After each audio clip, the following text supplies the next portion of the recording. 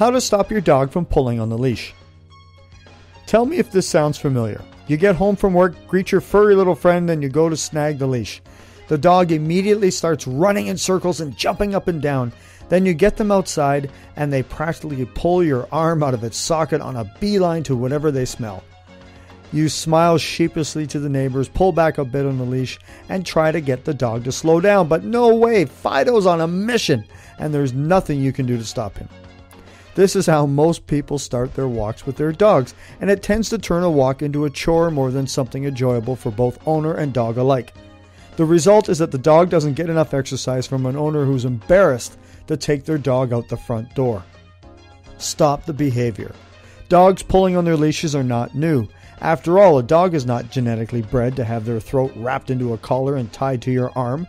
They pull because you're pulling back. And the only real way that you'll ever get them to stop is to train them that the walk isn't going anywhere until they slow up. I've seen hundreds of dogs with this problem, and the vast majority simply didn't know what they were doing wrong.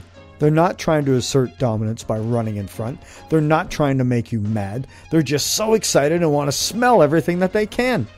That's why you need to take control of the situation. Like anything in your dog's life, it's your job to control what they have access to and when they have access to it. By showing your dog how their behavior hinders their walk, rather than yelling, which only confuses them, you'll solve a lot of problems. Revise the walking ritual. To be effective in revamping your dog's walking behavior, you need to start with the moment you pick up that leash. As you may have noticed, your dog learns very quickly on what behaviors on your part signal that they're about to go outside. You need to take control of this situation because it sets up their reactions for the next few minutes on your walk. If your dog decides that they're going to jump around and whine in excitement before a walk, wait until they calm down. Simply waiting 5 to 10 minutes will often drain them of that overexuberance. I know it's cute, but it's hard to control a dog that gets that excited. Before you even open the door, make sure they're sitting in a quiet, calm position. From there, don't do anything until they wait patiently.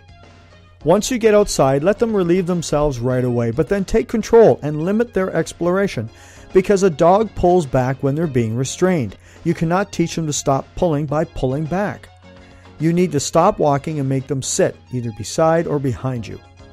It can take a very long time, but if you stop the dog from walking every time they start to pull, they'll quickly learn that the act of pulling on the leash stops the walk.